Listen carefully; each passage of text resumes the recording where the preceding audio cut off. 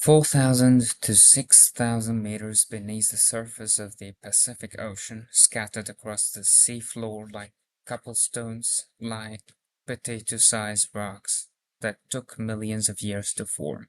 They're called polymetallic nodules, and inside them sits a genuinely remarkable concentration of four minerals: manganese, nickel, copper, and cobalt. Every one of them essential to batteries, defense systems, and clean energy infrastructure. In 2025, a single small cap company mining these rocks saw its stock price rise more than 500%. This is why. The region generating the most attention is the Clarion-Clipperton Zone, a stretch of international Pacific Ocean flow between Mexico and Hawaii, covering roughly 1.7 million square miles, an area larger than most countries on Earth. The nodules themselves form through an extraordinarily slow geological process, participating out of seawater around a tiny core over millions of years, which means, notably, that once harvested, they can't meaningfully be replaced on any human time scale. Their ore grades are genuinely significant by mining industry standards: roughly 31% manganese, 1.4% nickel, 1.2% copper, and 0.2% cobalt. Nickel concentrations were comparable to some of the better-known land-based nickel mines currently in a commercial operation. In April 2025,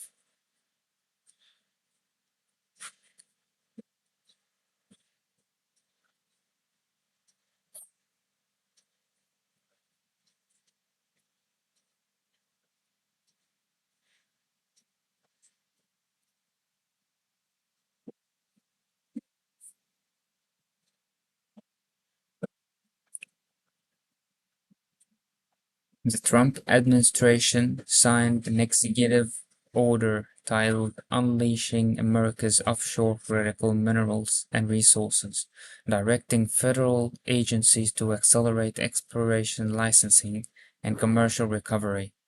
Permitting for deep-sea mining under a 1980 law, the Deep Seabed Hard Mineral Resources Act, that had previously seen limited practical use.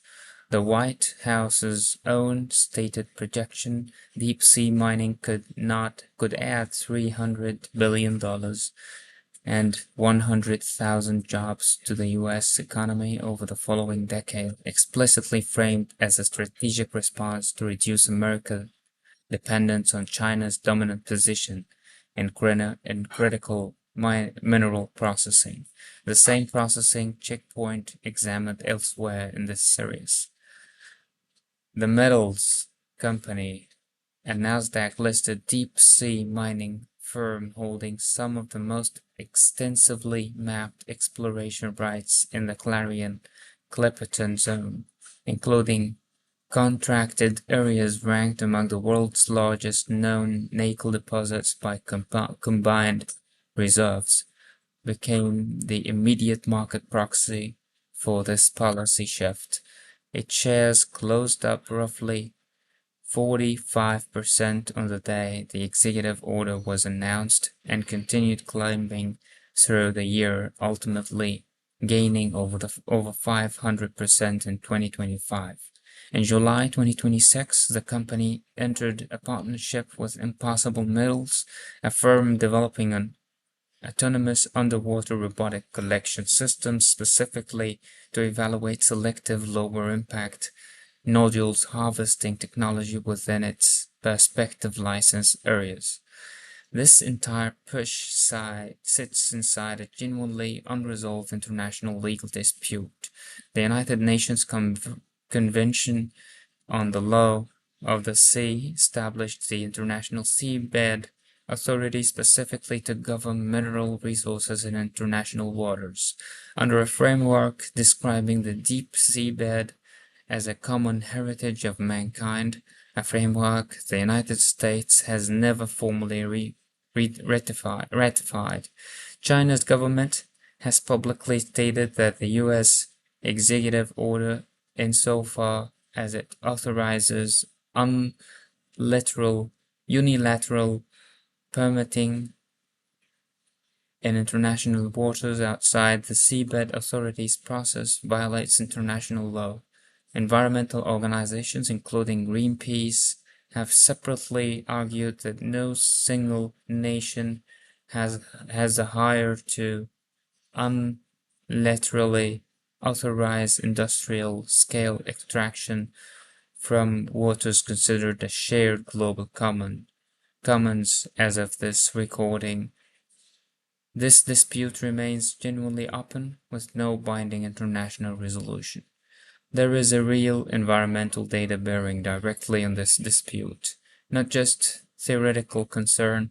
A seabed mining test conducted years earlier provided one of the only long-term environmental studies available. Researchers returning to the test site years afterward found that some sediment-dwelling organisms had begun recolonizing the distributed areas, showing a degree of natural recovery. Critically, though, larger organisms had not returned in comparable numbers, and researchers concluded this was likely because the nodules themselves, which many seafloor species use as the only hard surface available to attach to in an otherwise soft sediment environment, had simply not regrown. Since nodule formation operates on a geological, not ecological timescale, this is precisely the empirical crux of the scientific disagreement. Even the relatively modest small-scale test extraction appears to leave a measurable ecological footprint that doesn't fully recover within any time frame currently observed. The engineering approach to actually collecting these nodules has evolved specifically in response to environmental concerns like those documented above.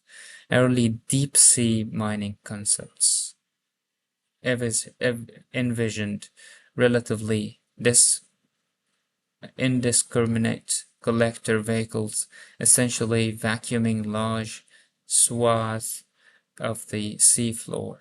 The current generation of technology, exemplified by impossible metals, autonomous, riserless robotic system now partnered with a metals company, is explicitly designed for selective collection, using onboard sensors and AI-driven identification to pick up individual nodules while specifically avoiding visible marine life, rather than indiscriminately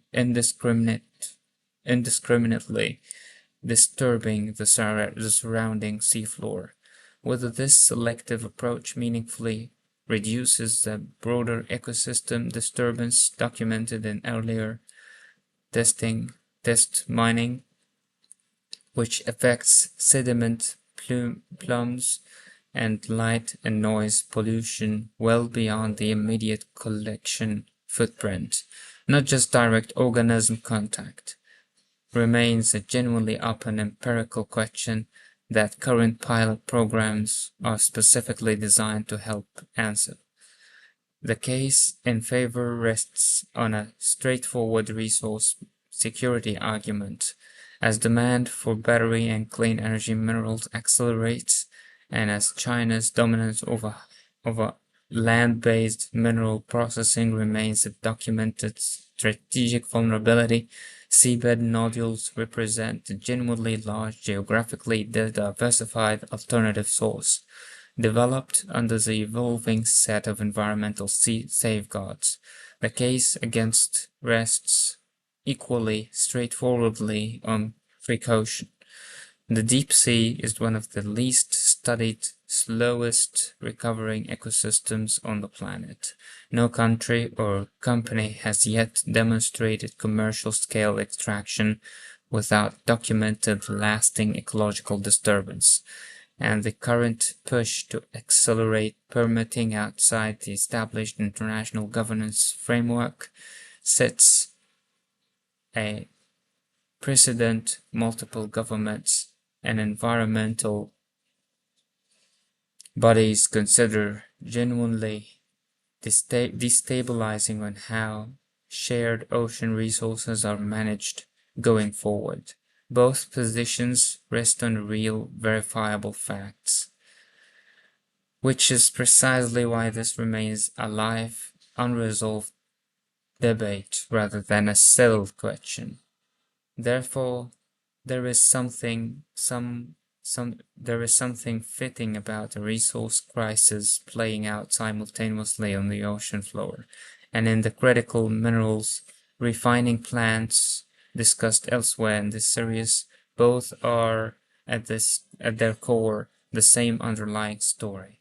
The clean energy transition needs raw materials at a scale and concentration the easily accessible parts of the planet can no longer comfortably supply, forcing a genuine reckoning between resource security and environmental precaution in a place literally beyond the reach of most existing law. How that reckoning resolves will shape mineral supply chains for decades, regardless of which side of the debate turns out to be right. Thank you so much for your presence. Looking forward to see you in the next deep dive.